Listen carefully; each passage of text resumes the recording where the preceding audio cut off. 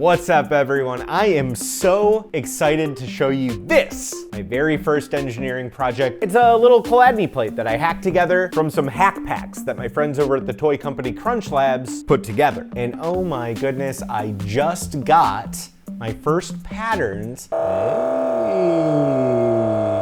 Now, my fascination with Chladni plates started with this Steve Mould video that I saw ages ago, where he takes a bow for a violin and runs it across this metal plate here, and there you go. That's a traditional Chladni plate. And what happens when he does this is some very complicated math involving a little concept called resonance. All right, so the idea here is that this acrylic plate here is suspended at the center by this single screw that goes all the way down to the speaker. And instead of gluing it to the speaker, I decided to attach it with a little bit of Velcro. So I can take it on and off pretty easy. So when this entire apparatus vibrates because you pass sound through the speaker, this plate will start to go like this. And everywhere on the plate, real tiny, it's doing one of these. Does that, all the little grains of salt on top start bouncing around.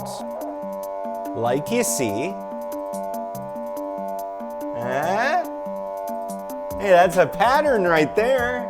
Guys, I've been working on this so hard. All right, so I wasn't even gonna talk about Shrive wave models, but I found this in the trash that my friend Becky made. Now, this was a device invented by John Shrive over at Bell Laboratories back in like the 40s or something. And what Becky was explaining to me is that they used to use these to show how waves move in a line across a medium. Our medium here being a suspended piece of tape. Now, when you hold one side like this, I have to do that because it lost a lot of tension in the trash. And you do one of these, you see the wave travel across the line. And if I hit it hard enough, I actually see it go across and bounce back the other way. And that little motion is very important to explaining what's happening on our Chladni plate. Now, if you imagine this pencil is attached to a speaker and bouncing up and down, it's gonna be doing one of these, which will go all the way out to the end of the plate and then bounce back to the center. So back to our plate, when all the waves go out from the center of the plate, bounce off the edge of the plate, go back to the center, you start running into each other. And when that happens, one of two things can happen. Either they can cancel each other out, or they can amplify each other. So the amplification and nullification points are called nodes and antinodes. And with the power of motion graphics, this is what the plate's doing. So you can see these parts are going up and down, which bounces the salt up and down on top of it. But then there's this fall-off reach, where the salt eventually moves to and gets trapped in these areas that aren't bouncing up and down. Now, when two waves run into each other and cancel out or amplify each other, what you get is called a standing wave. Even though there's two sets of waves passing through this one spot, it looks like it's standing in place due to where it's canceling out and where it's amplifying. And all across the surface of the metal, it's doing that and creating what's called a standing wave pattern. And that my very simple explanation of what a Chladni plate is. Roast me in the comments. And these standing wave patterns, which are usually referred to as cymatics, were actually used in the opening sequence of the Rings of Power, which I thought was a great opening, despite it not actually being a great show. And I know what you might be thinking. Travis, you're an animator and a video editor. You don't make things. The only 3D sculpture things that I've ever made were like way back in my first year of art school. I had this 3D art and sculpture class, which was one of the core 101 classes in my animation degree. Probably should have paid a little bit more attention in that class. You know, being able to understand how objects look in 3D space is kind of important to being able to draw them, but that's a topic for another video. Now, this video is about my Chladni plate. Now, I've always wanted to own a Chladni plate, but I've just never had the reason to spend the money on one, you know? Then one day, I was fiddling around with my laser synth, and I noticed it had these 4 holes. And I also remembered that it was a speaker. And I went, hold on, Travis, you have everything at your disposal to make a Chladni plate. This was my first prototype here, and it was not hard to hack together. I had the idea for it when I was in the shower, and then the following day after work, I went home and built it in 30 minutes. Eyeball measuring the screw placements into the cardboard, X-Acto knifing little holes into it. And as you can see, I had some iterations here, getting to the final product. I started off with this metal plate that my friend Jens yanked out of a Crunchlabs gear badge diploma. And the problem with that, according to my friend Lauren, is that to get the metal this thin, they were rolled out on a press, which baked a warp into the metal that I could not get out of it for the life of me. So what I was finding was all the sand was either falling off the sides or pooling at the center and not really making the patterns that I wanted to see. Then I was looking at my color composer and I was like, yeah, I could drill through this acrylic acrylic, which is a little thicker than the metal, which makes it a little bit more stable, and it's definitely not warped. It's also a circle, which I guess is a little bit better for making these standing wave patterns than a hexagon. A hexagon also has these holes punched in it. It just didn't work out. The acrylic, though, worked right out of the gate. All right, test number 1 with the new plate.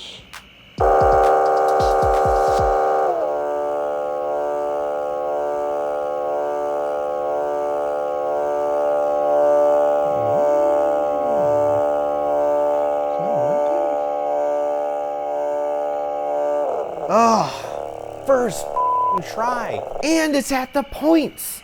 It goes around the ring when it... Oh, that's so cool. God, that's so rad.